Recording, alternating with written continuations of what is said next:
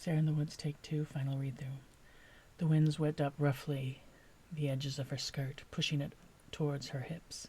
It was cold as the sun was on the other side of the mountains, just beginning to disappear. The last traces of light stretching up, trying to grab the edges of the clouds, changing them pinks and purples. She had been left alone again, hugging his wool coat around her shoulders. She should not be standing in high heels and the evening gown he'd bought her. If he had told her they were going into the mountains, she would have dressed properly as he had. At least he had the decency to put his coat on her shoulders as he made her stand at the precipice to watch the sunset together, but he was missing it. If you gaze south from this point, you can see the sparkling glitter beginning to shine in the dark valley of the city below. All the little gems sparkling at night meant there was a signal, but because he'd received a distress call from his cousin, and without a word, no, he'd said a word, "I'll be right back," he hopped in the car and took off. He could have put her in the back. If he did not want her in the passenger seat, he could have taken a moment and allowed her to leave with him. It had taken an hour to drive up the mountain to this point, and it being a weekday, there was little traffic on the winding switchbacks or with them at the scenic spot to witness her beginning to shiver. This was the last time. No matter the agreement she had with his grandfather, no matter how much her father pressured her or her mother whined, today was the end. She had no evidence of his affair, and they weren't even married, but today was her birthday, and it was supposed to be a celebration, or at least an acknowledgement. She began to pace. I think that could be a paragraph. Okay. She had begun to pace in a small, smooth cement walk, the cold making the leather of her heels begin to cut into her feet. But at least it was warmer than standing on the cold cement or sitting on the colder stone wall. She had touched it tentatively with her hand. If she stopped moving, she would freeze. And as the sky turned darker blue, the only light came from the city and those sparkling diamonds being reflected in the sky above her. And then they were gone just as quickly. As the weather was in the mountains, clouds flew over her. She continued to pace, already having buttoned up the coat, keeping her arms inside, rubbing herself. She would simply flag down the next approaching car, assuming there would be one. She had to move out to the road or they'd not see her. But as she was not properly dressed, the first step she took off the smooth cement, she stumbled, having gravel grind into her palms. She simply pushed herself back on her heels, then onto her backside. She knocked the heels off her shoes against the hard, uneven stone-embellished earth and pushed herself up, stumbling to the roadside. The wind picked up, banging against the wall of the cliff, making her skirt swirl even more crazily against her bare legs. If she had worn nylons tonight, at least she wouldn't be a bit warmer. She decided walking down along the road would at least get her closer to civilization. So she began down the path. The asphalt was broken along the edges, so it was safer to walk in the middle. But as the gods liked to joke, the skies opened up. First it was a light drizzle, as if it were to snow. It was cold enough, and then the wind and rain joined forces and began to truly soak her. She ripped a branch of pine and held it over her head as she walked, but it provided little protection. Water was beginning to run down the sides of the cliff face, splashing into the ditch below the rock wall. The clatter of small stones tinkled as they settled around the larger boulders that lined the far side of the road. She had a fleeting moment of panic and started talking to the trees. Did he purposely leave me out here? Was this his plan? Was he actually trying to kill me? But we're not married, and he could have just said no. There was no insurance policy as far as I know. He'll get no financial benefit from my demise. Only freedom to spend all his time with his beloved Lisa. I'm sorry, his cousin. Then she yelled in a nasally voice. She's only my cousin, nothing else, but I have to take care of her. Sarah let out a long, slow breath. It curled in great white puffs in front of her, as another shiver ran through her. Keeping moving, was at least keeping her from freezing solid. Keeping moving was at least keeping her from freezing solid. The rain drenched her and slicked the road. There was a thud behind her, and she saw the skull-sized rock still moving slightly, as it settled into its new place in the ditch at the foot of the wall of rock on the far side of the road. She'd made the right decision to walk on the outside near the cliff that would lead her to the deep valley below, for at least she would not be pummeled by rocks falling from the wall on the other side. That's when she noticed her shadow flash in front of her. Though the headlights were far away, this would be her time. But she couldn't see it anymore. She quickly turned and fell, stupidly tangling her numb feet and legs. In her excitement, falling into the mud along the side of the road against the guardrail. Thank the gods for the guardrail. So slippery was the fresh, wet clay that she had moved almost a foot further down the mountain on her hand and hip. Her hand ached horribly. The pain was extreme, but she had to push through and make sure he saw her. She was struggling to her feet, the light pink dress now half and half, mocha-flavored. She slipped again, wincing in pain, but managed to wave her arm and leg in the air. A great hissing and squealing bounced off the rock wall as the large logging truck rounded the bend and disappeared from sight. But she saw no more movement or light. Then from the dark came the pattering of large feet and the crunching of rock. "Miss, what happened to you? Are you okay?" All she could do was shake her head. Her teeth were chattering too badly now that she was mud-dipped. He tried to help her up, but she was slippery and soaked. "Give me a moment." "Oh," she says, "give me a moment." She tried to push herself up, but collapsed again, her hand too painful to put any pressure on it. "Miss, I'm gonna scoop you up now, all right?" She shook her head, her neck tense from the cold and pain of her back cramping. Spasms from the cold pulled her shoulder blades together, and her lower back seized in pain, making it ache and ache, comma.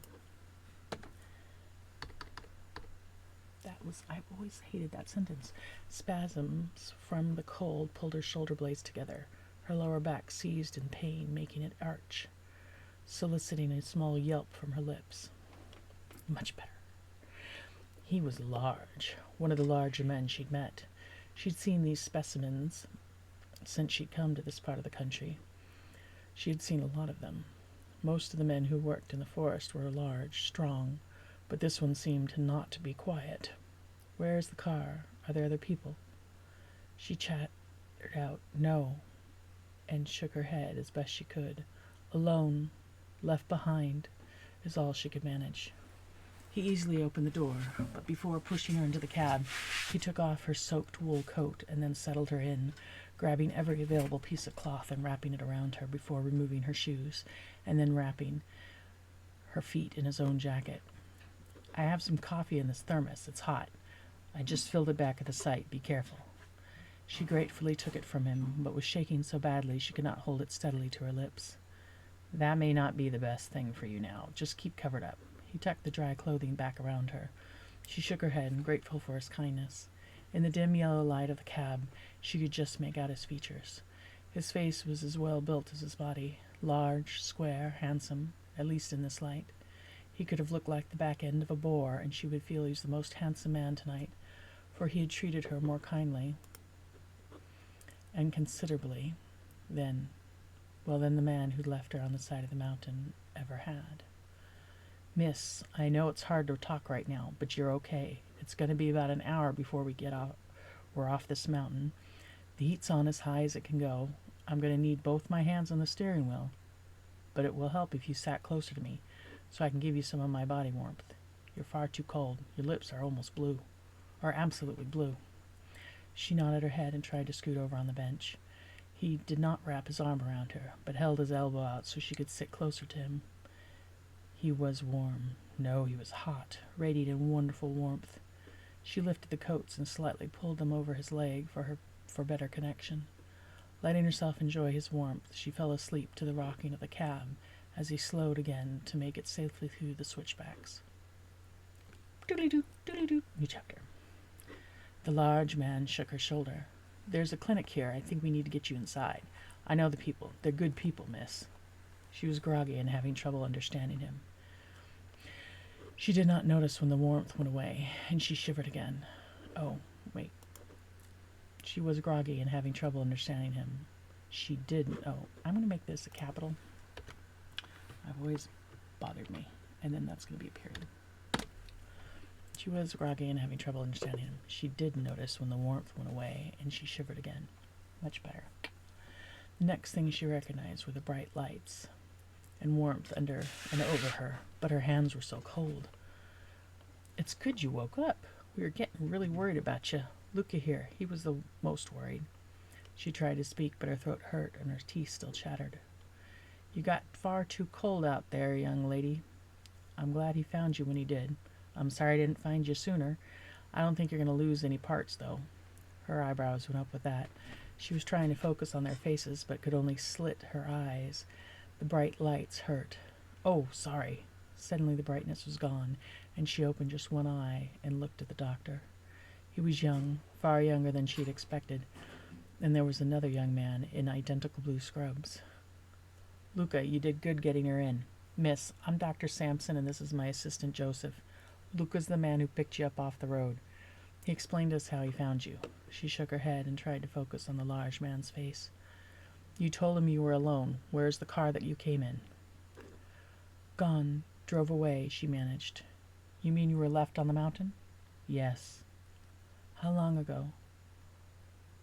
She had a shudder go through her. Sunset. Oh!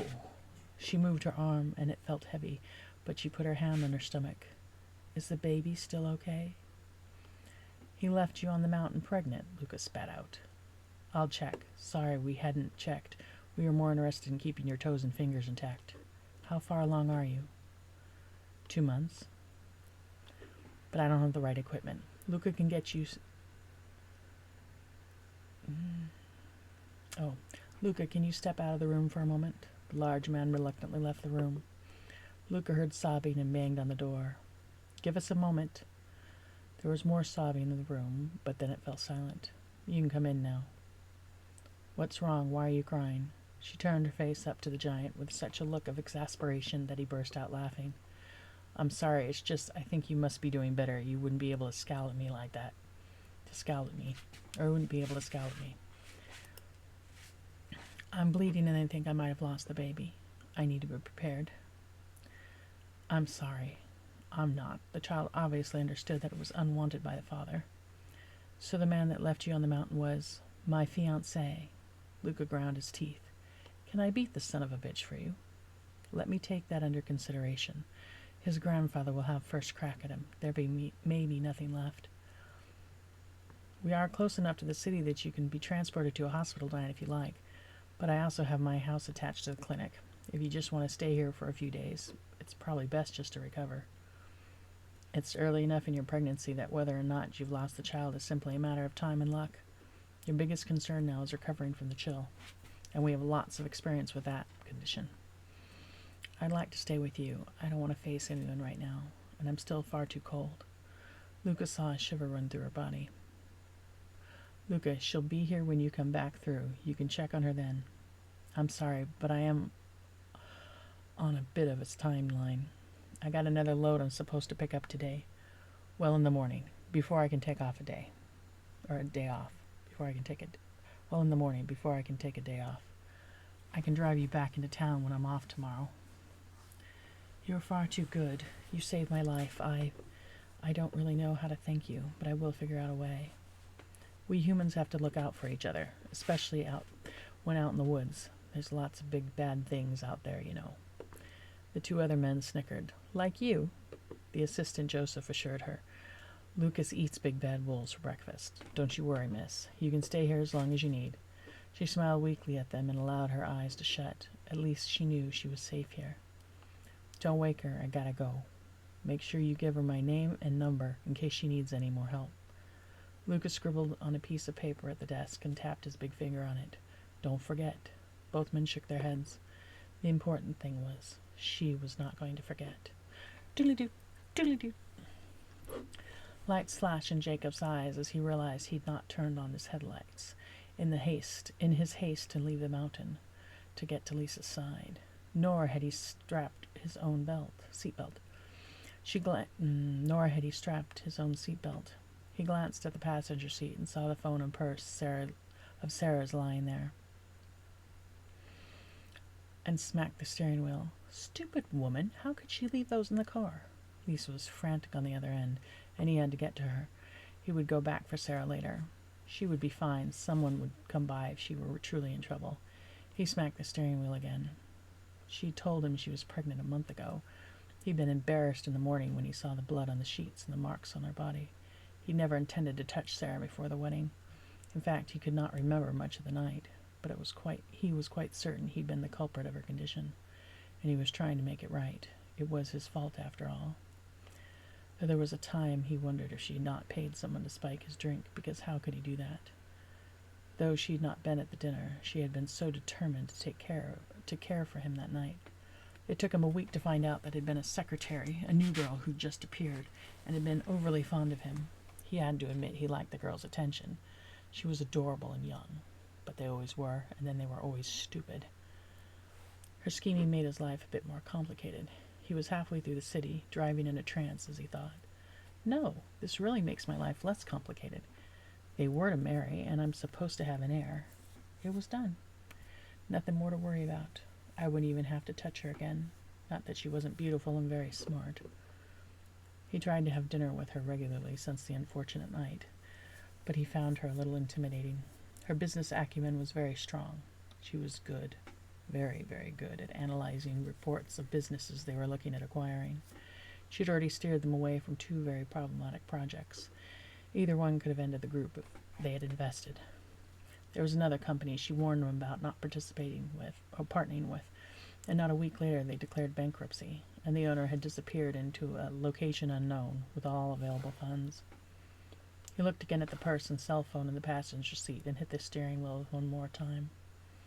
He was only minutes from Lisa. He would go in and make sure. Maybe he would take her back with him, but Lisa hated mountain roads. She liked malls, shopping, and bright-colored dance floors.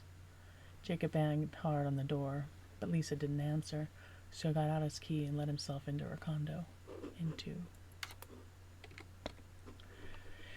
He called out for her, but she didn't answer. He started tearing through the house and found her tucked in her bed, in nothing but a small pink slip, the blanket pulled up just over her hip and everything else exposed.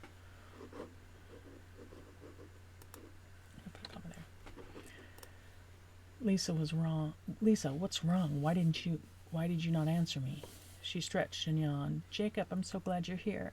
Come, give me a hug. Wait, I thought you were injured. You were crying so miserably. My heart ached for you, but you're physically okay. There's no blood. He grabbed her and made her stand up, checking her body. No, silly, I'm just fine. I just wanted you to be with me. This is what hurt. She took his hand and put it on her heart. You know how hard it is for me to be alone. You should let me move into the old house with you. Then I won't be so frightened. Jacob threw himself on her bed, sinking his head into his hands. You're okay, so I need to go.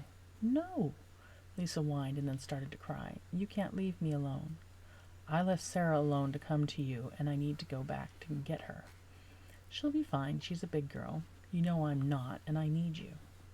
Jacob tried to remember what Sarah was wearing, and then thought of her purse and cell phone on the seat of his car. No, I have to go now. Lisa threw her arms around him and started to sob. Jacob, how can you leave me? You just got here, and I need you. You told me you were injured, and I rushed to your side, but you're physically okay. You don't need to go to the hospital. Next time you need to call emergency services if you're in trouble. I was over an hour away. I shouldn't have come. I should have called them for you. In fact, next time I will, if you tell me you're injured. But I am injured. My heart hurts. Lisa, I'm leaving now. She dropped to the floor and started crying. But I need you, and you promised to take care of me. You know I'm alone now. Fine, pack your bags, and you can move into the old house. But I have to go now. I'll come for you later. Lisa popped up from the floor and clasped her hands, throwing her arms around him and kissing him on the cheek. I knew you loved me. Jacob pulled her arms from around his neck. Make sure you have more appropriate nighttime attire. Grandpa doesn't like this sort of thing. But you do. Jacob's lips curled in, but he didn't face Lisa, and pushed out of the door without saying another word. Some theater vent had gotten out. It was congesting the heart of the city. Unfortunately, it was the fastest way for him to cut back through to get to the base of the mountain. So it took him an extra hour of diversions, roadblocks and people waiting at lights to even get to the foot of the mountain. This time he'd remembered to buckle up. He thought it odd her phone had never rung, but who would call her? She was not a local. His grandfather brought her into the old house and company to foster their relationship. I'm going to put that quote to, quote, foster their relationship. Her great something was some sort of old comrade of his. He looked at the clock again.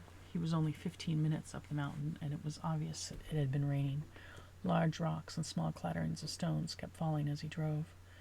He was able to drive quickly, as there was no flash of headlights blinding him as he sped up the switchbacks. He had suddenly had to swerve to the opposite lane to avoid a large boulder that was blocking his path. He quickly corrected as the flash of bright white lights behind him blinded him. He felt his car tremble as he pulled quickly back to his side of the two-lane road, while one of the large trucks loaded with lumber slowly, methodically wound its way down the curves. He couldn't imagine driving something like that. All that weight and power, just one small jerk of the wheel, sending you and all that weight behind you down the sheer cliff on the other side. It's too slow. There were more rock falls. He saw movement, but it was not her. She would be foolish enough. She would not. That's what's missing. She would not be foolish enough to be walking. Did she wear tennis shoes tonight, or was she in heels? Did you have pants on this evening? Oh, he should have paid more attention. She was wearing white, yes. Didn't he leave her coat? Yes, she must have been wearing white. His memory of her fighting the wind to keep her skirt down and the flashing of her lovely legs began to blaze in his mind. Oh, his brain. He couldn't understand why she'd... His memory of her fighting the wind to keep her skirt down and the flashing of her lovely legs began to blaze in his brain. He couldn't understand why she'd worn? That does not look like the right word. I'm going to look this up. It doesn't look good to me.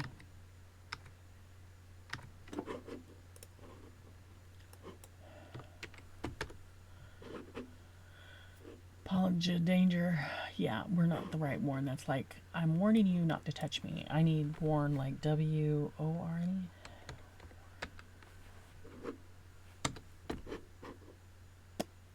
Pockets of Jack worn. Well, that's still tired. War, that here. I've got the wrong one. That's my problem right now. And brain needs to work. Have worn. I have worn lines. Okay. Worn. Okay, but that's not helping me. Participle. I don't know what a participle is. Honestly, don't ask me, and I teach English. Because that's not how you learn English, people.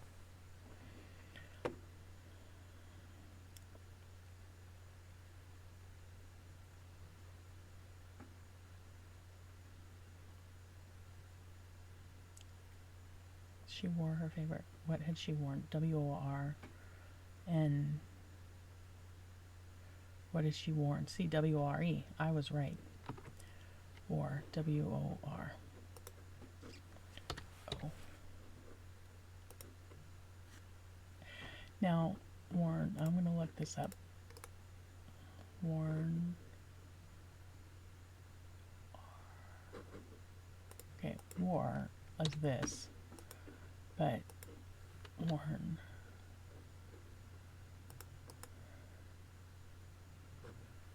Worn. W-O-R. Worn. What had she worn? And no ED. I don't know why the ED's there. And just because Tina's mind is obviously tragic right now, we're going to go back here. Yeah, worn.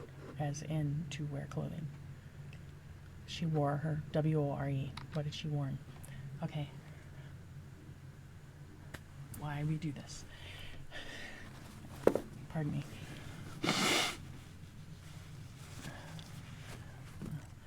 He couldn't understand why she had worn She had worn such a ridiculous outfit to go up the mountain. Then he slammed the steering wheel. Remember, he'd not even told her. It was a surprise, so she wouldn't have known. He would tell her next time. So she was in a dress. She must be in heels, too. She wouldn't be walking in that sort of thing. Finally, 45 minutes later, he was just near the large switchback that would take him to the other side of the range and closer to the outlook where he'd left her. Well, he didn't need to bother looking for her here. She wouldn't be here yet. She couldn't have gotten that far. The bough of pines had grown across the road, but had been shaved up high to accommodate the enormous trucks that would pass by. It was dark, and the clouds did not let star or moon light through. The branches blocked any of the reflected lights from the clouds. The road was so twisted that he had to trust there was asphalt beyond the curves. Then on the edge of the light, spilling from his headlights. Finally, there it was. As he pulled into the small scenic spot, he turned the car around using the headlights to examine the space, but she was not in sight. He got out of the car and slipped immediately, hitting his back against the car door, wincing in pain. The flashlight of his phone barely pierced the darkness. He searched over the low rock wall. He left his headlights on and the keys in the ignition. He finally called out to her, but there was no reply. There were still no other cars. Where could she have gone? He only had seen one truck on the road. She wouldn't have gone up, and then he had the most horrible thought of her going down beyond the rock wall. It was so steep, almost a vertical wall of stone to the river below. He peered over the low rock wall again, but the light of his phone was lost in the darkness.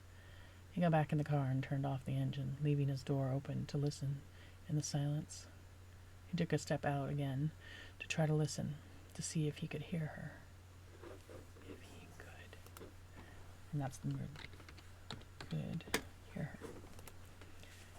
If he called out, could he hear her calling back?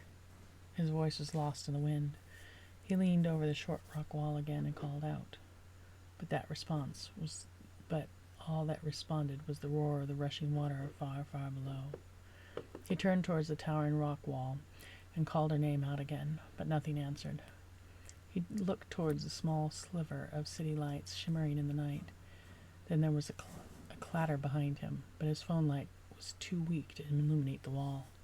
He got back in the car and turned it around to face his headlights at the sound, and his stomach fell down and his sphincter clenched as the glowing eyes of a large, very hairy, wet bear stared back at him. There was another clattering of rocks, and the thing danced away from the wall as a shower of softball-sized stones fell from above. The large creature started across the road towards him, then disappeared into the trees clumped at the end of the short stone wall meant to facilitate observations. He was not getting out of his car again. No, he was not getting out of his car again. Then he realized she was out there. This would not be good. He went to make a call and had no signal, so checked hers. Still no signal. He could drive down another hour or just back up a bit.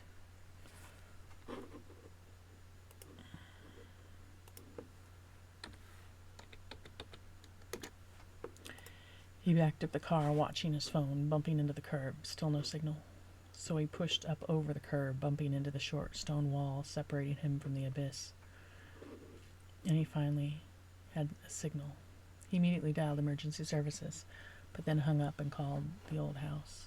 And that's when I've got to change. I'm going to have to go through that. And it's Lynn, right? Boom, boom, boom. Yeah, the Lynn house, L-I-N. The old Lynn house. Not his grandfather. If he could get the housekeeper, he could avoid the scolding. He knew how stupid he'd been, but gritted his teeth and asked if Sarah had returned yet. There was a definitive no. They had not heard from her, but they could ask. Jacob said not to bother. He was just wondering. His phone rang. It was emergency services asking him what the trouble was. He told them details that did not incriminate him. Where he was, and that she was a woman in a white dress and high heels, and she'd been missing for hours. The woman started the sentence. I'm going to say not woman, but the lady, because I say lady later on.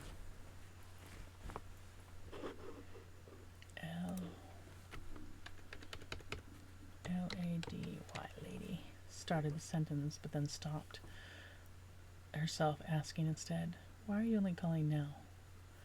Then with a shudder he said, she's pregnant. Well, have you checked with all her friends and family? In truth, he didn't know any of their numbers or names. He was pretty sure her mother was still with her. The only way he could do that was to ask his Grandpa Joe. No, he could unlock her phone.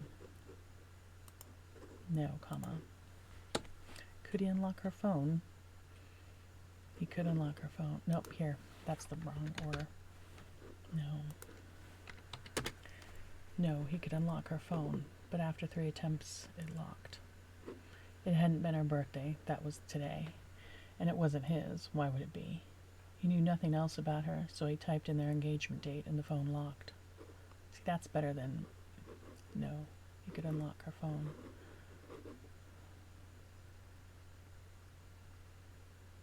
See,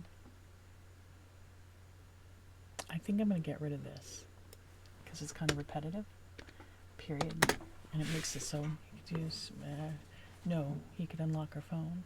It hadn't been her birthday. That was today, and it wasn't his. Why would it be? He knew nothing else about her, so he typed in their engagement date, and the phone locked. See, that works. That works very well. She wouldn't have gone uphill, he reasoned, so he would start downhill very slowly with his headlights on, bright, searching the edges. His phone rang again. Emergency services again asking, have you checked with all the hospitals? No, ma'am. Well, I would suggest you start there. I will let the relevant departments know. I'm driving back down. I would suggest you stop at any place you see she could hold up. Jacob promised and hung up the phone, but again it rang again, his grandfather's number. His sphincter clenched again. Yes, Grandpa Joe? Are you bringing Sarah back for dinner, or are you two staying out? This was the moment. He would suffer pain one way or the other. The stupid woman, why didn't she stay put? He could have come back for her. He did come back for her. We are going to stay out, Grandpa Joe. Good night.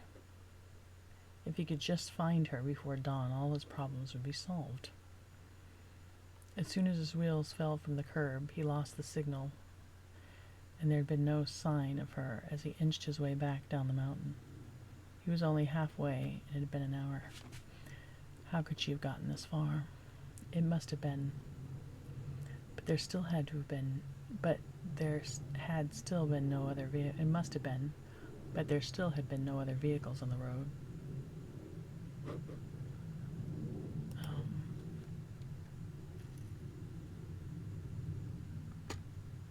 Since the logging truck. Since the logging truck. There. Somebody must have picked her up, though. Who wouldn't pick up a woman walking alone on a mountain road in the dark? He heard the whirring of a helicopter. Maybe that was for her. And then there was another. As he came around the next bend, he saw headlights in the distance. There were other cars, but as it disappeared and reappeared, getting closer and brighter, he realized it was a large red van. No, it was an emergency vehicle. No lights or sirens on to bounce off the rocks, while making its way quickly up the road. Then it suddenly was in front of him, dodging around that same large boulder he had met on the way up. Uniformed men looked in at him as they passed, both vehicles going slow enough that he could see the scowls on the men's faces. They seemed to be scolding him for leaving her there. If she just stayed put. Well, there were enough people going up there. They would find her now. He allowed himself to descend a bit faster. In the foothills of the mountain range, there were a few houses scattered among the low hills. He had promised, but debated about stopping at the first one he saw. Reluctantly made his way down the drive. It was dark and there were no cars in front. He took a few breaths before knocking at the door. There was no answer. No lights flicked on. He tried again. Still nothing. He decided not to bother with the other houses, finally reaching a small shopping center with fast food. He chose the one drive-through still open and asked if they'd seen a woman in a white dress. The kid in the window was smart something. A smart something. I've seen that before. It was a scary movie. My girlfriend loved it. Thank you. Jacob bought nothing. That says brought, not bought. Right? I think I misspelled that word.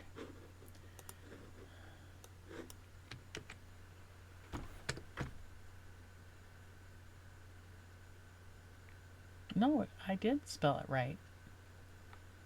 Buying, acquiring. Okay. Good for Gina. Jack bought nothing. No one had seen her. Next, the lady had... See, I said lady earlier? I remembered. Next, the lady made him promise to check the hospitals. He started the arduous task and methodically went through the search list on his phone. Each call took him over half an hour to reach the right department. Pink of dawn was creeping around the edges of the valley, and he realized she may not have given her name if she were unconscious. He had her purse, so she had no ID. He was trying to remember the color of her eyes. He thought they were brown. They were dark, not blue. What an idiot he was. He still had a few of the smaller clinics that had not answered, but no one had seen her. He checked with the housekeeper one more time. They had not heard from her either. At 5:02 in the morning, exactly 1 minute after he'd talked to the housekeeper, his grandfather's number appeared. Incoming. I'm going to do this. Appeared. ... Incoming. Good morning, Grandpa Joe. How may I help you? Why haven't you brought Sarah back? Why is she not with you? Grandpa, she's not with me right now. And why isn't she with you? I told her I would come back to pick her up, and she wasn't where I left her. You ass. Hurry up and find her and bring her back home. Yes, Jacob was the master of the art of subterfuge. He had honed the skills over his lifetime with his grandfather. He would pay for it later. He found himself back in front of Lisa's house. He could save time and take her tonight. This morning. That would work. Even if she were asleep, she'd be happy to go. He texted her, and she bounced out the door in a robe and slippers and a large grin on her face. She had him carry 5 suitcases. He packed her in. Maybe this wasn't the brightest idea he had, but we're going to a hotel first. I'm sorry, what? I want to spend the week at a hotel. Okay, which one? You pick, my treat. Well, there's a really good one with a spa. They have natural spring hot tubs. It comes from the base of the mountain. Jacob shuddered. Okay, we can go there. Just give me the directions. This time it only took him a half an hour to cross the city. The traffic so light this time of morning. Being the fine establishment they were, they welcomed them with all the fanfare Lisa appreciated. She held on his arm and expected him to stay. I don't have anything with me. I want you to stay here and enjoy yourself. I've got a meeting in the morning. I need to be home to get dressed. Lisa pouted. I'll bring you to the old house. Oh, and it's Lynn. I gotta fix that if I'm gonna do it.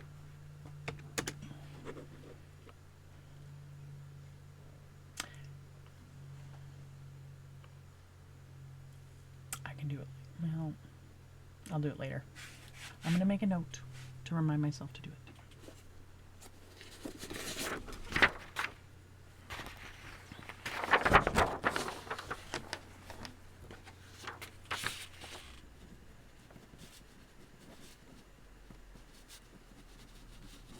There we go. Oops. I'll bring you to the old Lynn house, but not tonight. This morning. It would be awkward at 6 in the morning. Did Sarah say something? We are family. No, stay here and enjoy yourself. He clenched his fist as he could see her disappointment. Sarah's going to complain about me moving in this morning. Oh. Is Sarah... That's the answer. Is Sarah going to complain about me moving in this morning? Sarah has nothing to do with it. Just let it be. Be good and stay here. Jacob leaned in and kissed her on the forehead, then pushed her into the room, leaving quickly. Doodly-doo. He truly had no other idea of what to do. I need an of there. He truly had no other idea of what to do, so drove to the old Lynn house and sat in his car for a bit, then banged on not a steering wheel out there, it's the steering wheel in front of him. Banged on the steering wheel repeatedly until his hand ached. Why couldn't she just stay put? What was she thinking? He came back for her. If she just stayed put, he could have taken her home. Finally, he pulled himself out of the car and up into the house. Then he realized his grandfather was waiting for him on the couch. Jacob was not going to be able to escape to his room and get a few minutes of sleep before he had to start his day. So where's Sarah? She's not coming back home tonight, this morning. I can see that. You two had a fight? Jacob shrugged his shoulders rather than answer. Because about a half an hour ago I got a call from Sarah. She said she's okay, but she's not going to come home for a few days. She's okay? Are you surprised? No, I'm glad she's okay. Did she say anything else? No, she wasn't very happy. I could tell that from her voice. She wouldn't say any more. So what exactly are you going to do to coax her back? She is in the middle of the garrison plan, and I believe I was going to be at a meeting with her tomorrow. I had a meeting. I believe I'm going to say this. I believe we had a meeting. We had a meeting. I believe we had a meeting with them tomorrow. That's how I'm going to say it, with them tomorrow. That's better. She was in the middle of the garrison plan, and I believe we had a meeting with them tomorrow. But she said she is going to be missing it. Do you care to explain? No, Grandpa, I'm not going to explain. Did she leave a number? What do you mean? Did she tell you the number she's at? Wouldn't she be at her cell phone? I have her cell phone, Grandpa. Oh, lovely. Well, I really have nothing more to say to you. I believe you have an early morning as well? Yes, I do. Good night, Grandfather. You are really not going to tell me what you did? Needs to be a question mark. This is between us, Grandfather. All right, I'll let it go. It's late and morning. The old man stood, his jaw working, and he came towards Jacob. Do you have anything else you want to tell me? No, Grandpa. I'm going to bed, or maybe just a shower. Jacob wasn't going to bring up anything she had not, turning to the stairs. But she was fine. But since she was fine and okay where she was, fine, comma, he turned Edie back to face his grandfather. Lisa has asked if she can live at the old Lynn house.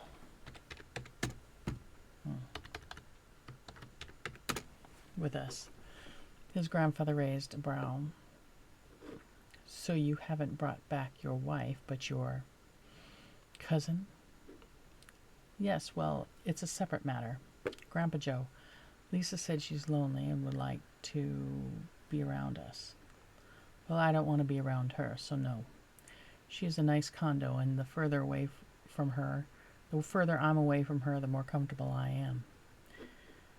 I need to reread that. Well, I don't want to be around her, so no. She has a nice condo, and the further away from her, see,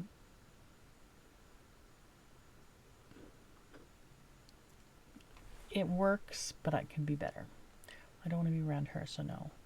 Well, I don't want to be around her, so no. She has a nice condo, and the further I'm away from her, the more comfortable I am.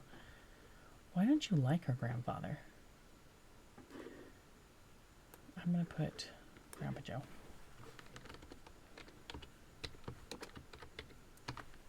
Why don't you like her, Grandpa Joe? That's between she and I. The old man smirked, whacked him in the calf, and walked up the stairs. Jacob was left leaning against the wall for support. It stung so badly. He deserved that at least.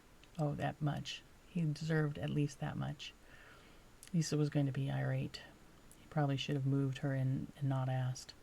He rubbed his leg, shook his head, and decided to go to bed and skip the office. Thinking of schemes to get Lisa into the house was the only thing on his mind. Doodly-doot, doodly-doot. Jacob stopped short as he came to the base of the stairs and caught sight of the two people sitting around the dining table. Lisa popped up and ran over to hug him. His grandfather's face was dark and unhappy. What are you doing here? I thought you were at a spa. I thought you were at the spa. Reread. Lisa popped up and ran over to hug him. His grandfather's face turned dark and unhappy. What are you doing here? I thought you were at the spa. I just missed you too much. You said I could move in. I'm already selected a room. It's right next to yours. I had them move out all the things that were in there. Grandpa Joe smacked his silverware on the table. That's Sarah's room. You can't stay there. But I need to be near Jacob. You said you'd protect me. Lisa, maybe it's not the best idea that you stay here right now. She leaned up and whispered in his ear. The old man has just never liked me. Here, I'll fix this.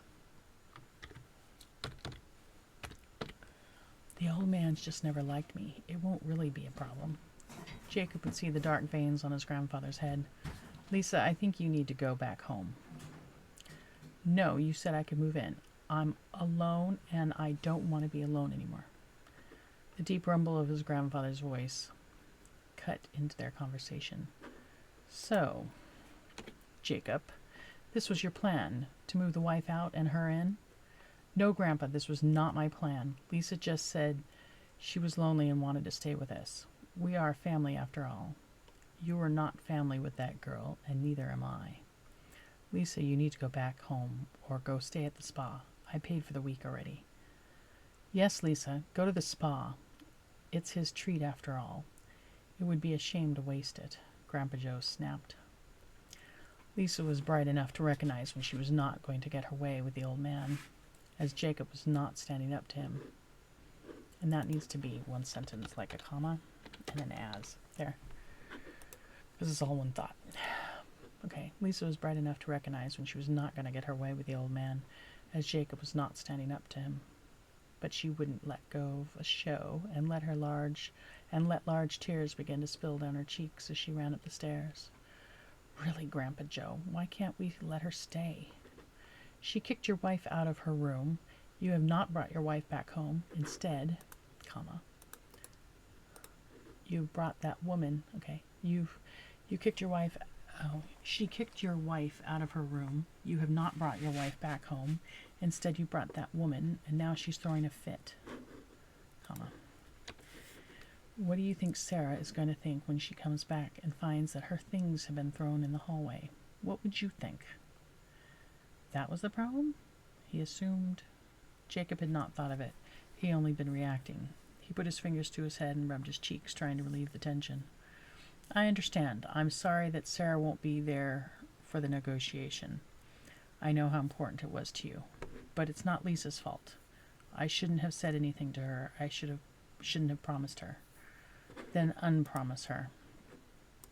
I'm going to make this a hyphen. Unpromise her. And get her out of my house. Even if Sarah were not here, I would not want her in here. Remember that. When I'm dead and gone, you can do what you like. Doodly-doot. Doodly-doot. Sarah was able to walk now. She'd been having a heavy flow like the worst monthly she'd ever experienced, but she still didn't want to leave the safety of the small cottage and the two genuine young men who'd been caring for her. She schemed the many ways. I want to make this a new paragraph. She schemed the many ways in her head of how she would repay them. They had received news and a few more patients from the mountain. That rain had been significant enough to require the roads to be closed. There had been a horrible accident, and people airlifted from the side of the cliff and a burning car. that had teetered on the edge. And it needs a comma there. There had been a horrible accident, and people airlifted from the side of a cliff. There had been a horrible accident, and the people airlifted from the side of a cliff in a burning car that had teetered on the edge. The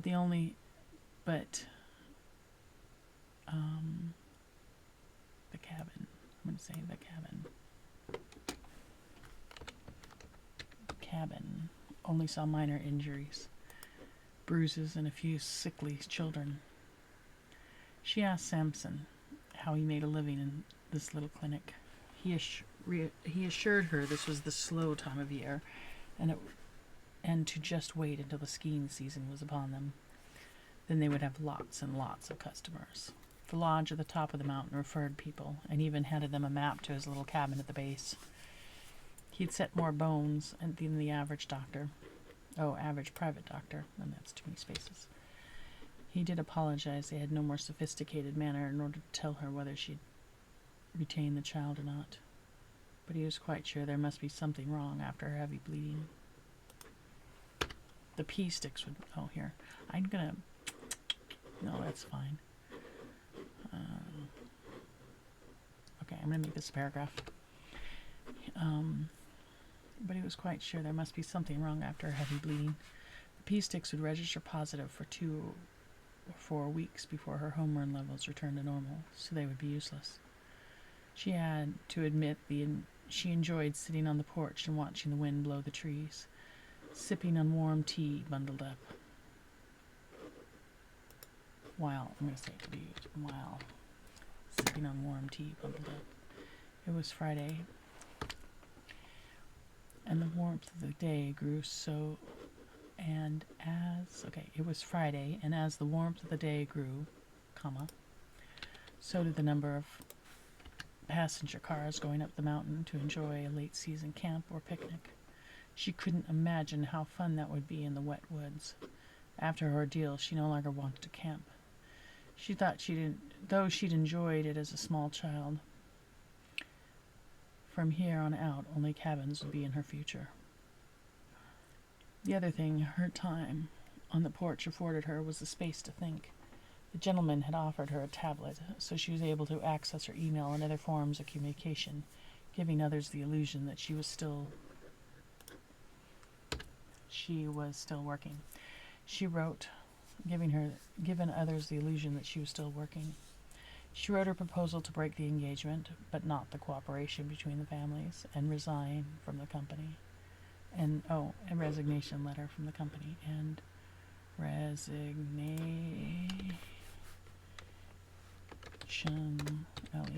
letter from the company.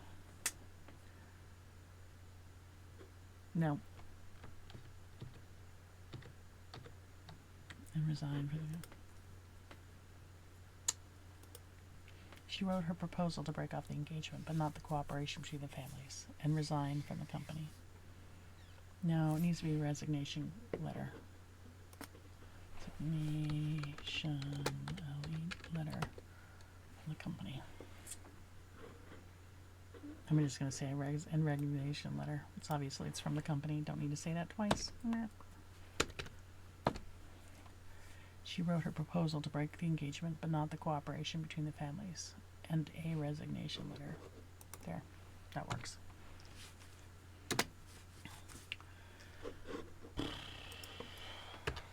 Okay, I'm going to reread. She wrote her proposal to break the engagement, but not the cooperation between the families, and a resignation letter. And I'm going to say a formal because I feel like it needs another beat in there. Formal. She wrote her proposal to break the engagement, but not the cooperation between the families, and a formal resignation letter. Much better. She would not stay here any longer. Oh, she would not stay in the city any longer. Stay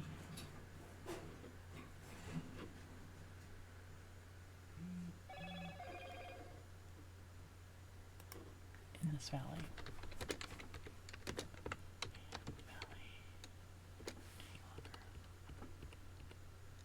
There. Oh, I need to spell valley right.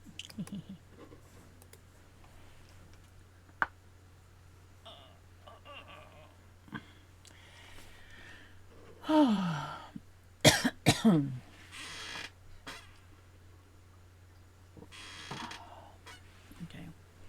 She wrote her proposal to break off the. Oh, keep saying off, but it's not there.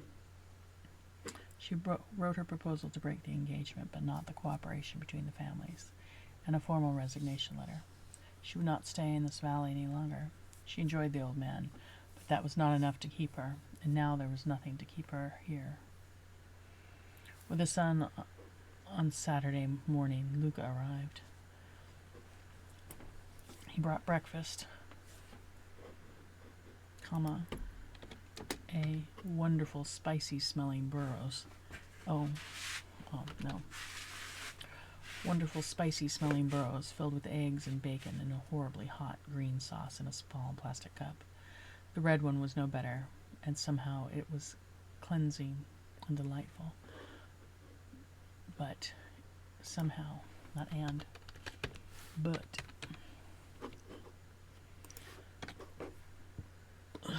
no better, but somehow it was cleansing and delightful. She never had anything like that. After getting used to eye-watering, after getting used to the eye-watering, she appreciated the flavor blooming on her tongue. Are you ready to go back home now? No, I have decided I want to run away permanently.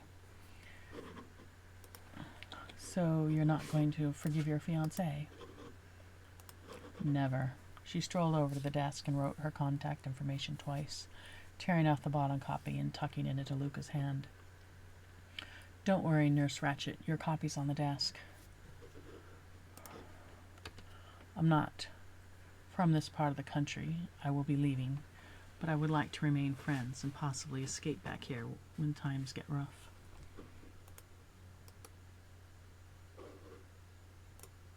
Tough is fine too.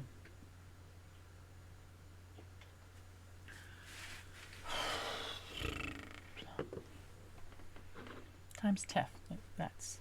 I don't know, I like rough. I know it's the wrong word, but I don't care. I'm using it.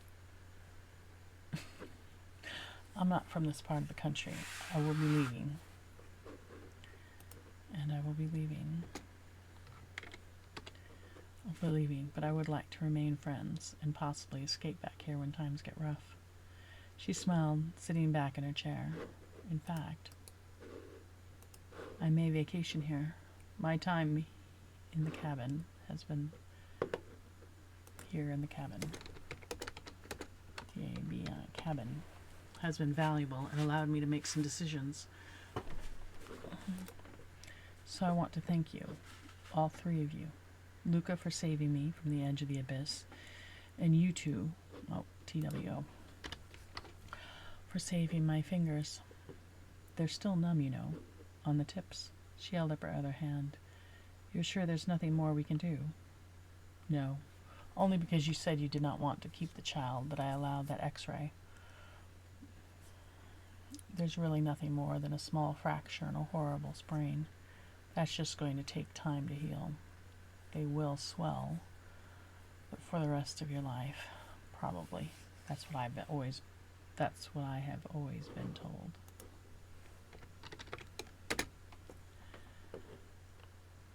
That's what I've always been told. Her lips twisted in a wry. Yeah, wrong rye. Not the food. I'm goofy.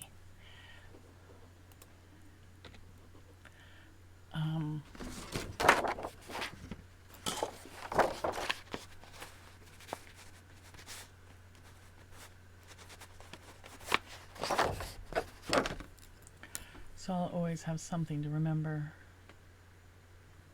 Her lips twisted in a small, wry smile. So I always have something to remember you by. She let out a snort of laughter. What's so funny? Not only did my fiancé cause my miscarriage, he also gave me the finger. Coffee spewed from the sinuses of Assistant Joseph, and the other two barked with laughter. I do like you, Sarah, and I would be happy to be your friend, Dr. Sampson said as he wiped the side of his face clean of the coffee. Sarah smiled warmly back at them. Luca, After breakfast, if you will be my driver, I will give you a very large tip for your trouble and your gas. That's unnecessary. It's just the beginning. Don't refuse me. You picked up a genie on the side of the road, and you need to enjoy the spoils. Besides, it gives me great pleasure to treat those who treat me well. The large man narrowed his eyes at her, then asked, You can hire me to do things, but I'm doing this out of the goodness of my heart. You cannot buy my heart. I asked if you could be my driver. That's a reasonable job. You drive big pieces of wood around.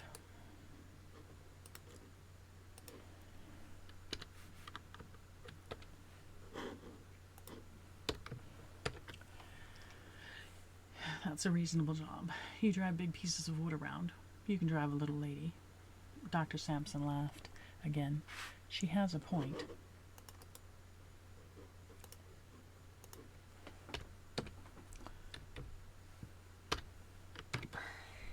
She did ask you to be her driver. I have no intention of buying your heart, because you've already stolen mine. Now, doesn't that make you feel sick? I admit that's a little cheesy, like a pickup line I would hear in a bar. Like a pickup line. Cheesy, comma. Like a pickup line I would hear in a bar. Assistant Joe shook his hands in disgust. Just practicing. I will be single by the time dusk settles on the city again.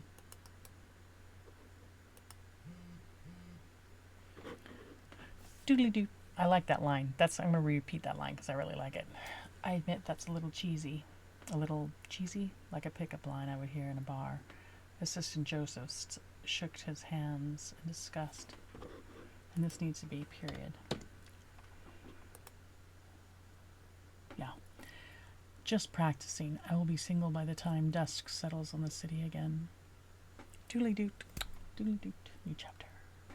Jacob dropped the fork in his hand, and it clattered to the floor at the sight of Sarah standing at the end of the table, and a pair of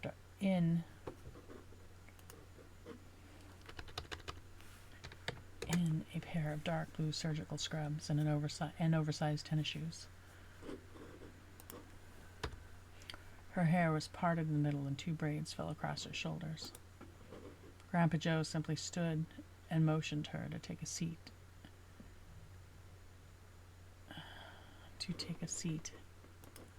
At the table. There. Grandpa Joe simply stood and motioned to her to take a seat at the table. You look good. Do you need the kitchen to prepare anything else? No, I'm still full from breakfast. This will be fine. Jacob couldn't stand it.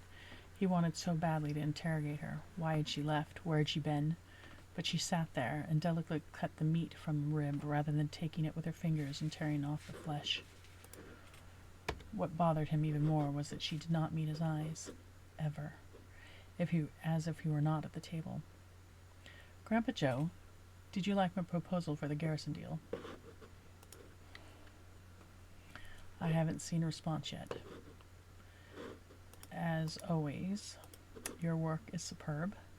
I will need to give you an updated numbers, however. The price on lumber and steel has changed significantly. Just write it into the contract.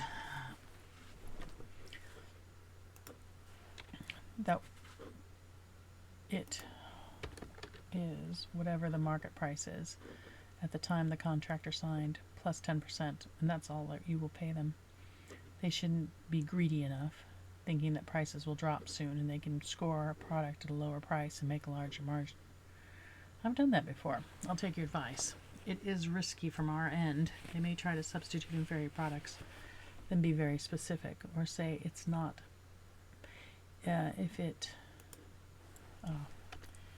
That's what's wrong. If it does,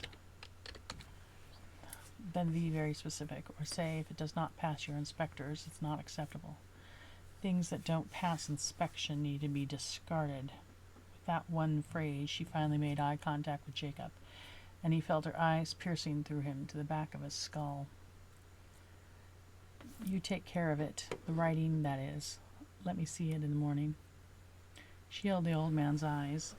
We can discuss it after lunch. I assume you're free. I have other things to discuss with you as well. Jacob felt his in his pocket and pulled out her phone, sliding it across the table. It's fully charged. Thank you, Jake. Thank you.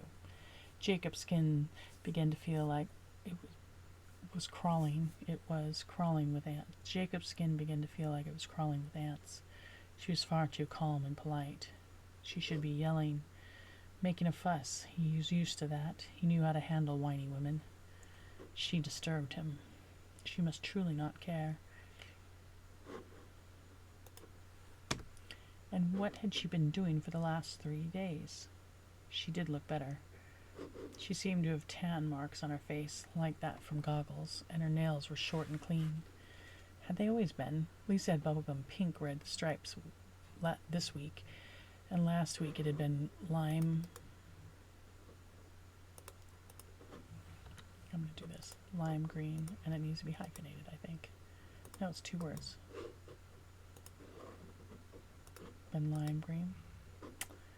I'm going to do this because it does not like. I get why they don't like it. I'm going to look this word up just because I don't want to be an idiot.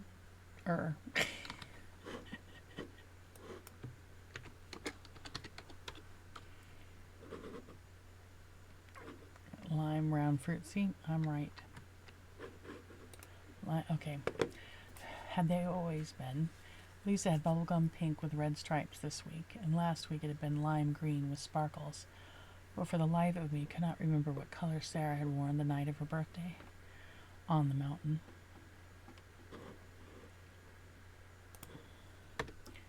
He could not clearly remember what she had worn. He still could not clearly remember what she'd worn. He had at least had the sense to call off the search for her with emergency services just after hearing she contacted Grandpa Joe.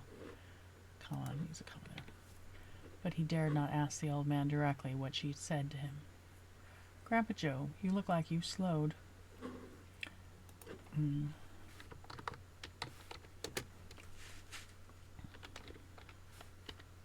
D-R-O dropped her gaze, and C-A-U caught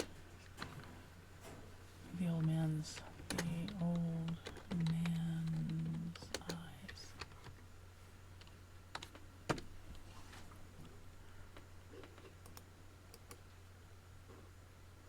No.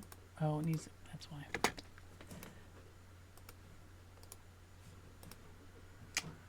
Okay. Sarah dropped her gaze and caught the old man's eyes. Grandpa Joe, you look like you slowed. Are you ready for that conversation? Yes, of course, my dear. I don't want to delay you. Sarah always liked the old man's study. It was light, honey-colored pine, and his desk was a 4-inch thick slab of the same honey-colored wood. There. All the knots and imperfections, lowercase imperfections. All the knots and imperfections smooth along the edges, but polished so it was pleasant to run your hand along the ripples. Tea? Sarah nodded her head, and soon an older woman appeared with a pot of hot water. May I? Though this may be her final tea with the old man, she would do it properly, as she'd been taught. If she had nothing, it was manners and ceremony. I have a feeling that you want to discuss something beyond the garrison deal. I think it's planners a deal. No, wrong thing.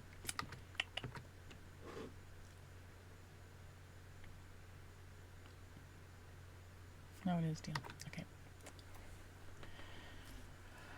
And it is garrison, right? Yep. You're right.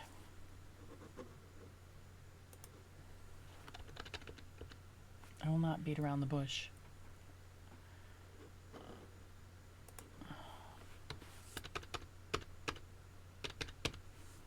You're right. I will not beat around the bush. I'm having this conversation with you because you are the one that I made the contract with. There's no point in bringing up my grievances in front of the rest of the family. I believe that will only cause further contention, and that is unnecessary. You're talking like a lawyer. I've always enjoyed how it makes the people across the table from you nervous. I do not like being on the other side of the table from you. I recognize that it was a 3-year contract, but Jacob really put his foot in it this time, and he's truly made you angry. The word would be disappointed. I'm far beyond angry. I don't want to have to live the rest of my life with these feelings. She could see the old man's jaw working, grinding his teeth. I do not want to break the contract, simply alter it. I will not marry Jacob, nor will I have any further contact with him, or as little as possible. I plan to move out of the old Lynn house. Here. Tonight. This afternoon.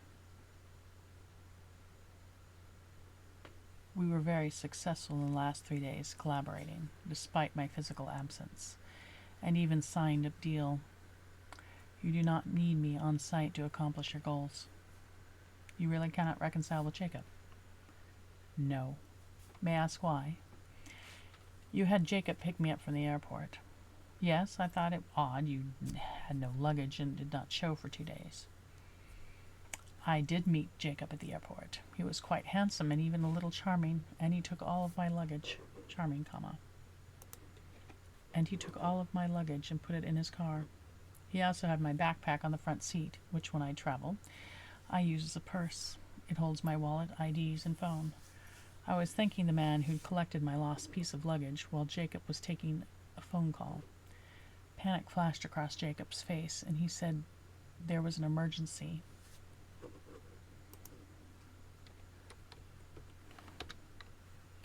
He hopped in the car and drove away, without me. I assumed he simply was flustered and forgot me. He did forget me. Luckily, people were very kind and lent me a phone, and I have a good memory. That's why my mother called you to have a car sent to the airport to retrieve me. And Jacob had disappeared for 2 days, and that's why you didn't have your luggage. For 2 days.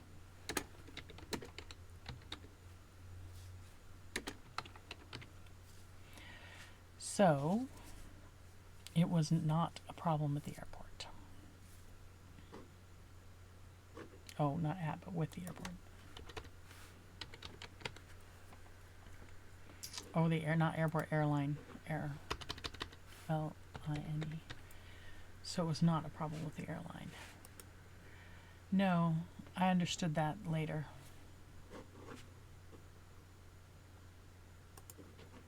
Once I had my phone, I received a friend request, and I was treated to quite the gallery of affection and a timeline of where my luggage had been. I'm sorry, Sarah, I didn't know. I'll talk to him about it. There's little point now. But that is how my relationship with Jacob began, and it is ending in very much the same way. That little bastard was with her, wasn't he? I'm going to share this with you, not because I want you to punish him, but because I want you to grant me 3 wishes. I want to make this right. Okay, period. I want it to work between you. Hear my story first. Are you willing to grant me the wishes? Period. Are you willing to grant me the wishes? Yes, anything. I don't want to lose you. Anything, comma. I don't want to lose you. You're very good. You're excellent in business, and you have shown great poise through all of this. All attributes that are required in a woman that leads a large family like ours. That being said, Jacob had been rather indifferent to me after I first arrived, but after the acquisition of the Lederman Group, his attitude changed. He was much more attentive at work and was taking me home and picking me up. We did work in the same space.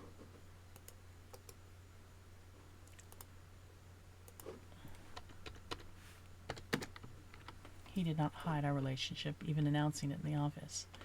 I don't particularly like receiving flowers, but I appreciated the effort.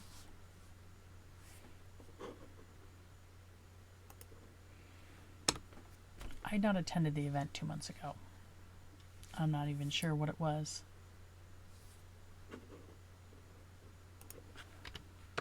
But Jacob came home drunk and a little something extra. Oh, do you know what? This should not be a pic because it's all her talking. I have to leave it like this. I'm going to leave it like this for my own sanity. And yours, as a reader. That being said, Jacob had been rather indifferent to me after I first arrived. But after the acquisition of the Lederman Group, his attitude changed. He was much more attentive at work and was taking me home and picking me up. We did work in the same space. He did not hide our relationship, even announcing it in the office. I don't particularly like receiving flowers, but I appreciate the effort. I had not attended the event 2 months ago. I'm not sure what it was, but Jacob came home drunk and a little something extra. He was very amorous, which he had not been, and was calling me wife and being very sweet. We'd been getting along, and I figured we were going to marry, so I did not decisively push him away, but at the moment of his release, he called out, "I love you, Lisa." The old man's fingers had been turning. The old man's fingers had been turning white, gripping the armrest so tightly. Get rid of the "so." Gripping the armrest tightly as he listened to her words. The old man's fingers had been turning white, gripping the armrest tightly as he listened to her words. I tried to forgive him and not think about it. In the morning, he remembered himself a bit. There was evidence in the bed that it was my loss of innocence, and my body certainly bore the marks of his amorous behavior. I did go out to the drugstore and buy the pill because of his calling out. I did not want that to be a burden between us at this stage. Unfortunately, I must have had a cold or something, and the box does say it's not 100%. So I learned a month ago I was pregnant. The old man's face went white. And he had been very solicitous since what happened 2 months ago. However, on my birthday, he took me for a surprise.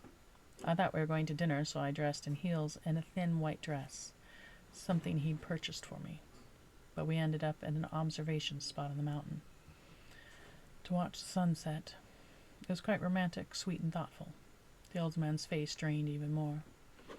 However, Jacob received a call and asked me to wait, that he would come back for me. He was gone before I could protest or even reach the car. Again, my phone and purse were in the car. That wouldn't have mattered because there was barely a signal up there, although I could have possibly called for help from that one spot where he'd gotten that message. I waited, but it's an hour drive just to the base of the mountain. I'm going to get rid of its, but it is an hour drive just to the base of the mountain. I'd watched the clock, but the sky didn't wait an hour before it started to sprinkle, and it was dark, and there were no cars. I decided that I would hitch a ride rather quickly, because I was far too cold. He did think to give me his jacket, because I was already shivering before the sun had set. I did make it to the road, and I walked some distance down the mountain before falling again. Luckily, a truck, one of those logging trucks, finally came by, and he saw me and stopped. She held up her taped fingers. "It's not too serious, just a fracture in his brain. The doctor assures me they will heal." The old man had started rubbing his face, and he was turning green. But unfortunately for Jacob, and a possible marriage, all of his potential left me, as the child did on that exam table. I had my driver take me to a larger hospital, and they assured me that I lost the child. But the good news is that I am healthy and there was no damage. Being so early in the pregnancy, miscarriages are fairly common. The doctor said my body was just simply rejecting something that was not going to survive. So there is no tie anymore between Jacob and I. Any longer. I don't want to have to face him again. I don't want to be abandoned by him again. These two examples were not the only times Jacob has abandoned me. But they were rather significant. Now the old man was starting to turn red. I had a great-grandchild. Do you know if it was a boy or a girl? No. The clinic I was cared for it was too primitive to make that sort of determination. They treat broken bones, not pregnant women. Why didn't you tell me earlier? I would have gone out and gotten you. I just thought you were very upset. I was. And I'm glad I had some time to think. I don't think we need to worry about interfering with the cooperation between the two families. I just don't think we need to tie a marriage to it. I want to underline the word think, because she's like, think, think, think. And I would rather wrap up all the projects I'm working on with you, so I'm free to go. Sarah. The old man wanted to reach out and hug her. Sarah, I don't know what to say. I'm so disappointed. I can't believe. He's always such an idiot. He tried to bring her home that night. You disappeared. I told him no. I've told him no. I told him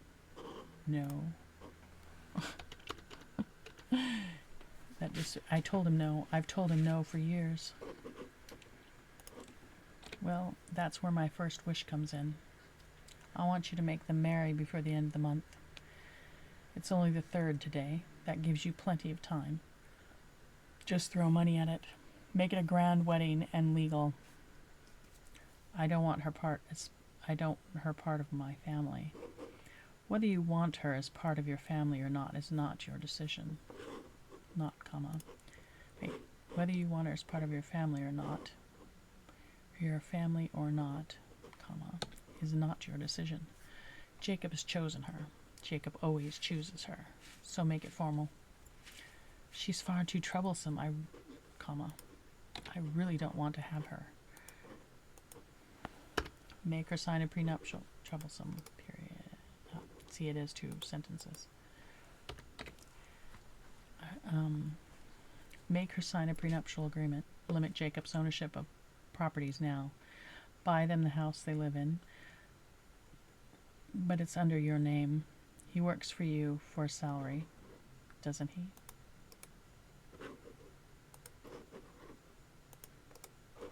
Yes, and so do you. Then expect him to live off that. The 2 of them, I mean. They can have a happy home and spend as much time together as they want, keeping other people out of harm's way. Also, no other woman will have to suffer as I have, with a man whose heart is not free to welcome them in. Sarah, I'm so sorry. That is why my first wish. I don't want anybody else to suffer. And your second wish? To resign and leave this city with its terrible memories. Sarah, do you really have to resign? I don't want to be tied here. I don't think I won't be happy seeing others happy. Sarah, we could work something out. I could send him abroad. No, he's your grandson and you are training him to take over from you. He needs to be here. He needs to do the work and see the work. You don't really need me. Maybe she's capable. I would not know if you've ever asked her. No, I won't. That is completely, I got too many years in there. That is completely your decision.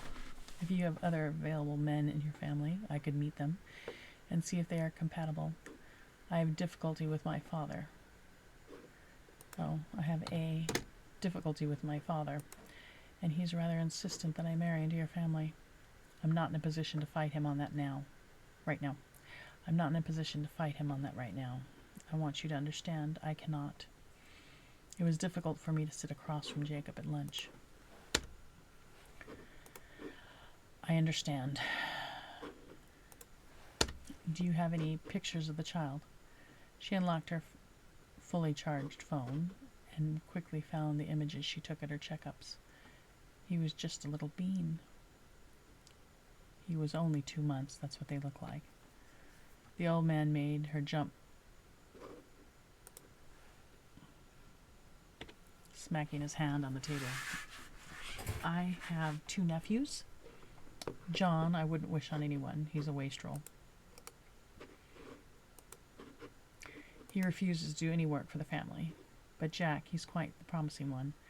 He's been developing in Europe. He's been developing our European market. He's my sister's son. He's older, but unmarried, and he's difficult. Apparently, so am I. His father's family collapsed. Well, the business did, so we brought them back under our umbrella. His father's very smart man. His father is a very smart man, and he developed on the west coast of the country after the collapse. So he, Jack, has a different last name. Yes, but he's considered one of our sons. He will be inheriting. He has stock, but he has developed some of his own industry. I'd be willing to meet the man, but I'm afraid my tolerance level is a bit low. Give me his number. I will cold call him this afternoon. I can make introductions. No, let me handle this. Is that your third wish? No, I will hold that in reserve. I'm going to go pack my room and call my driver. Sarah, you really don't have to go. I can send Jacob away. No, I need time and space away from that, and I don't have much to pack. The old man pulled out his wallet and tried to hand her a card. No, you already gave me one, and I'm happy to spend your money. I will keep you apprised of my movements, and I will finish out the projects we're working on. You don't have to worry about that. Sarah, I am more worried about you. I don't like the thought of you being off by yourself. She stifled a snort of laughter. I know, and I appreciate that, but I'm leaving all the same. I'll be safe where I'm going, and I probably won't be in town for very long. She shook the old man's hand and resisted giving him a hug. Unlike her cousin's family, they weren't the hugging sort in this one. She'd been warned and long ago learned to resist her urges.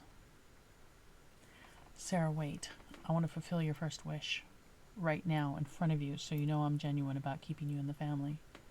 The old man sent a text, and there was a chime just outside the door, and then a quick knock. Come in already, Jacob. The rims of Jacob's eyes were red, and he reached out for Sarah's hand, but she pulled away, not allowing him to touch her. This man she did not want to hug. Sarah, I'm sorry. I didn't know. So did you listen to the entire conversation I had with Sarah? They were all still standing, and Jacob looked at his feet. Fine. Sarah, take a seat. Fine, Sarah, take a seat next to me. Jacob, you sit there. I'm going to tell you. You sit there opposite.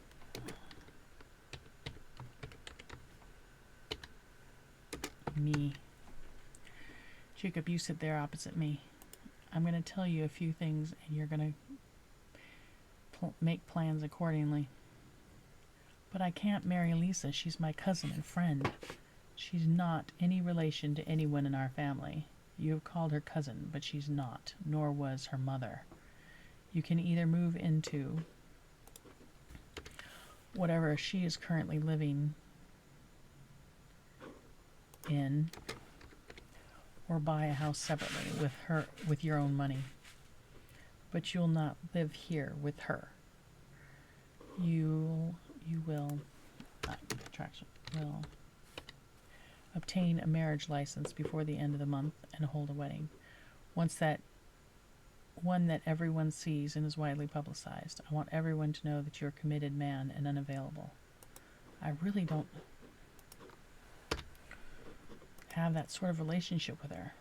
Well, you don't seem to have that sort of relationship with your ex-fiancé either. So will you comply? Sarah, we really have no chance. No, and if you listened carefully at the door, you would have understood why.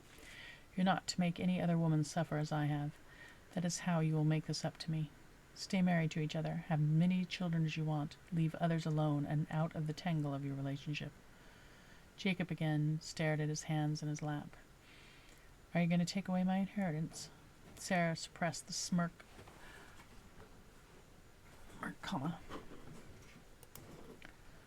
allowing the old man to say his piece.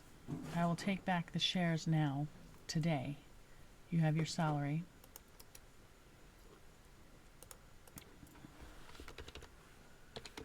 It is higher. You have your salary. Oh, that's what's wrong. It's higher than the average. Show us your worth. Have a successful marriage. Prove to us that you have spent your energies in the last decade on the right choice. Be successful and I will reconsider. But as of right now, I am more than disappointed in you. Sarah's advocated for you. You're not leaving the country. You are to take over. And this is your blessing. Make sure your Lisa becomes worthy of being the mistress of such a large family, and all of those who depend on us staying strong and solvent. I really don't have those feelings for Lisa. You have a deeper affection for Lisa. That's a good thing. Think of it as an arranged marriage. After all, Sarah has arranged it for you. I really am sorry, Sarah.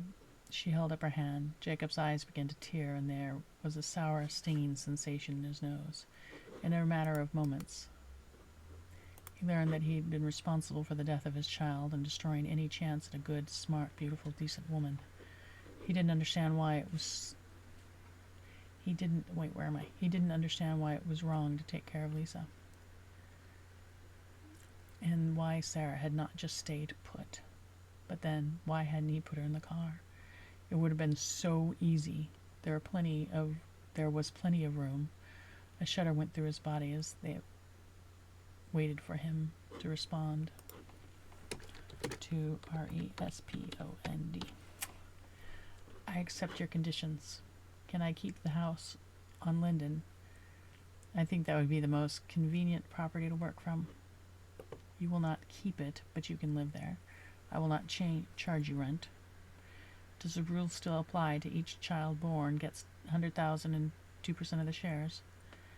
I will put the money in a trust fund for the children and the shares, and it will be managed, You mean the parents don't get the money? Jacob seemed startled by the news. It's meant for the children.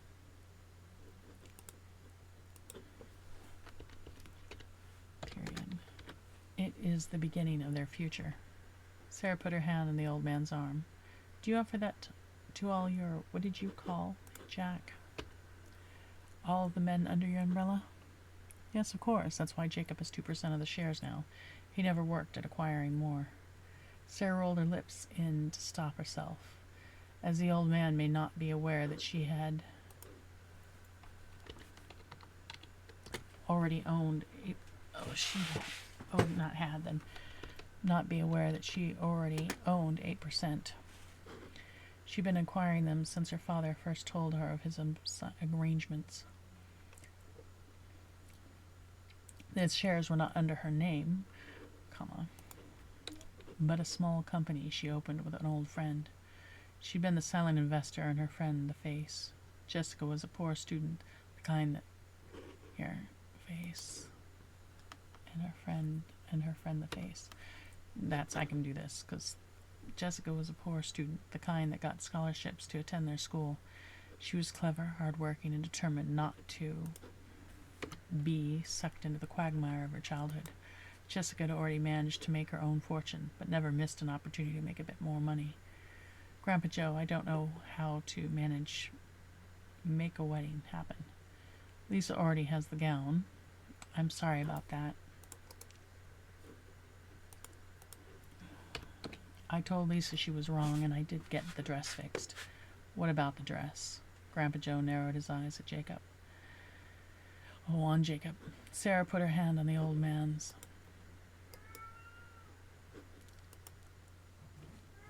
Again. Put her hand on the old man again. I'm just going to say, Sarah put her hand on the old man again. Get rid of yes. That's in the past, and it's fortunate the dressmakers have her alterations already prepared. I would say take her to the shop today. Make it happen. I will give you the name of the wedding planner. We were scheduled for a January wedding. There's no reason you cannot have it by Thanksgiving. It's merely a change of date, not venue. I'll make a call this afternoon. Sarah, I really am sorry I didn't know or understand. I recognize that now. I need to apologize to you, Jacob. I was too forgiving and too slow to understand the situation. This was my first relationship. But now that I do understand, I want to see this done quickly. If there's nothing else, I'm going to go pack now. I'm sure you two have more to discuss. I'll make that phone call and send you the contact information for the wedding planner. Good luck, Jacob, and I wish you a long, happy marriage. Sarah, is there anything I can do to make it work between us? No, but you can make me feel better. Make your announcement today. Post the video of your proposal on all your social media accounts. I am sure you have already bought the rings. She slid the large diamond one off her left hand, pried off the small piece of plastic. She slid the large diamond ring one. She just slid the large diamond ring, not one, ring, off her left hand and slid the large diamond ring off her left hand and pried from her hand. From her, not from, off, but from. She slid the large diamond ring from her left hand and pried off a small piece of plastic.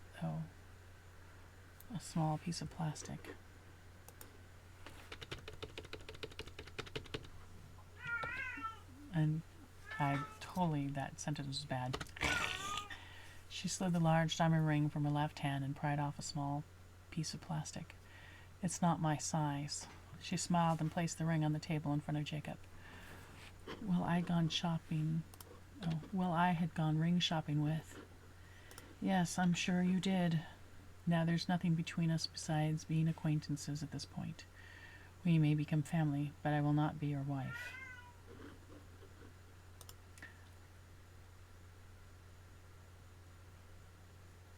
Humans, I'll be right back.